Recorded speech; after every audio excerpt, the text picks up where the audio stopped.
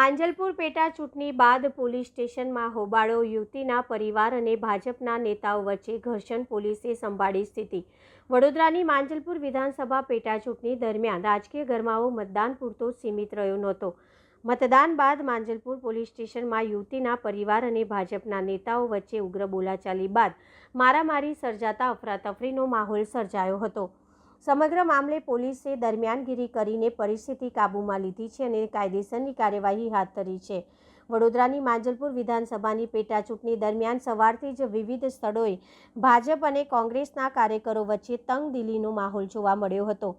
દરમિયાન પાદરા ધારાસભ્ય ચૈતન્યસિંહ ઝાલા કોતર તલાવડી વિસ્તારમાં ઢોલ નગારા સાથે પહોંચ્યા હતા। આ દરમિયાન સ્થાનિક દલિત યુવતી સાથે તેમની શાબ્દિક બોલાચાલી થઈ હોવાનું સામે આવ્યું છે। આ ઘટનામાં પ્રચાર દરમિયાન એક યુવા કાર્યકરે યુવતીનો હાથ પકડ્યો હોવાનો ગંભીર આક્ષેપ કરવામાં આવ્યો હતો।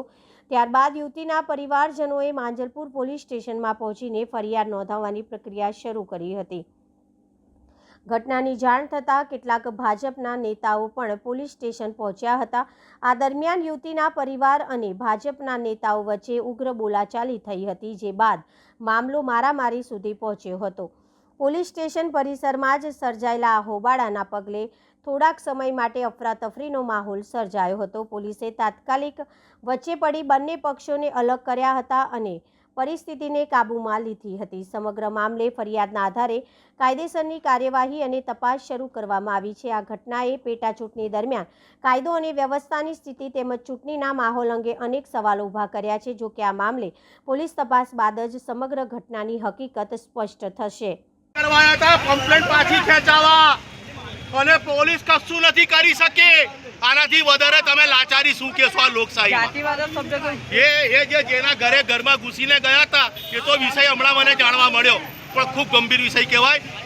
માંજલપુર વિધાનસભાના સંસ્કાર નથી, પણ કોઈ છોકરીનો હાથ પકડે એવું જાણવા મળ્યું। જે દીકરીએ કેને પૂછ્યું વોટ નાખ્યો, દીકરી આંગળી બતાવી કે મેં કોંગ્રેસને વોટ આપ્યો। છોકરીનો ગુનો એટલો થયો, એણે જે વોટ નાખ્યો તે કહી દીધું, માટે છોકરીનો હાથ પકડીને અસભ્ય વર્તન કર્યું છે।